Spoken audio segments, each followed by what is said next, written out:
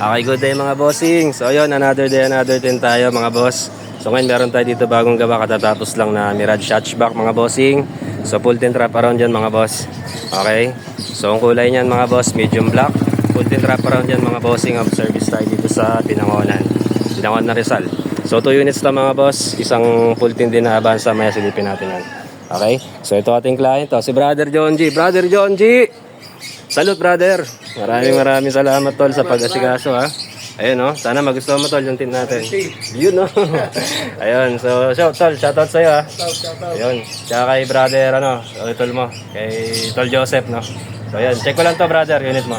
Okay, so ayun mga boss, yan yung unit ni brother. So nilagyan na rin natin to ng rain visor, tsaka yung garnish nya, paikot yan. Kasama to, yan. So pati rin sa headlight nya, meron din yan. Ilagay din natin yan.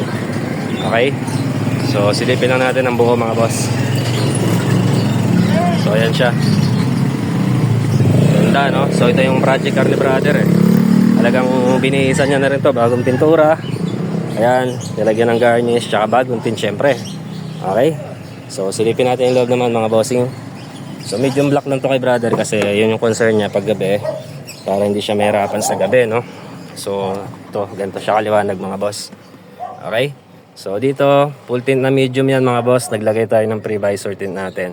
Lagi kong sinasabi mga bossing, may purpose talaga to just in case na sobrang init mga bossing, hindi nyo na kailangan ibaba tong sun visor nyo. Yan, magaganyan pa kayo, so natatakpan yung viewing nyo Okay, so kapag may visor tint tayo, ganyan siya, may view pa rin tayo at protektado tayo sa init. Okay mga boss, so ganyan ganyan kalinaw yung medium black. Okay, so yun. Sa Avanza naman tayo, check natin to. So shoutout kay brother sa pag-asikaso tsaka sa tiwala. Lalo na rin kay brother Joseph natin. Wala na kasi siya rito, malis na, pumasok sa trabaho. So check natin yung unit ni brother. Tara. Alright, check ko lang yung isa, ang Avanza tol.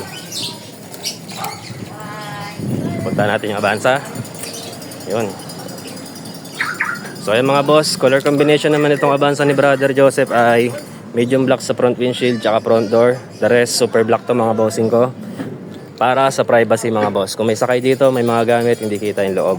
Okay, so the best din yan.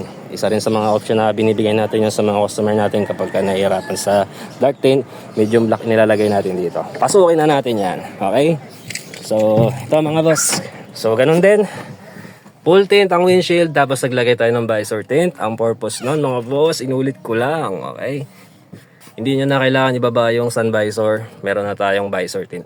So protektado tayo dyan, maayos. So yan, medyo may dumi-dumi lang kasi naulanan So yan, punta na tayo sa pinaka-topic natin. Ito mga boss, kaya medium black yan dyan kasi para hindi mahirapan sa gabi. Kasi yun nga, minsan may mga walang street light dito, madilim yung daan, lalo kung magpo-probinsya kayo So safe kayo dito sa gabi, lalo kung maulan, walang street light, ayos na ayos, all goods yan. Medium black, kitang kita. Okay, so dito naman sa super black, yan, so di na siya masyadong pansinin dyan. Importante lang naman ang view ng driver dito tsaka sa harap So yan mga boss, ito yung super black natin Malinaw pa rin naman to. Pero yun nga, sinasabi ko mga bossing, ang super black hindi para sa lahat Lalo kung may edad na, malabo mata sa gabi, mahirap po yun. Hindi natin pinipilit din yun. Binibigyan natin lagi ng option yung mga client natin na dapat kung okay sa kanila, medium black tong front door. Yan. Tapos medium black sa windshield. The best yan. For safety reason yung mga bossing ko. So ayan. Ganun kaganda yung combination na ito mga boss. So kayang-kaya natin sa gabi yan. Check natin yung labas naman. So parang pantay lang din sa labas pag tinignan natin. Ayan So super black. Ayan medium black.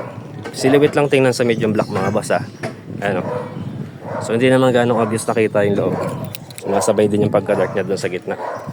Ayan, so ito na yung outside view niya. Okay, so okay na yung tint ng kay brother Joseph, kay brother Joji. Yun, okay na rin. So lock na natin to. Okay, check natin kung nag-lock ba talaga. Ayos na. So yun, gwapong-gwapo ng mga unit nila brother. So yun, sa mga gusto magpatin dyan mga bossing ko, message lamang po kayo. Okay.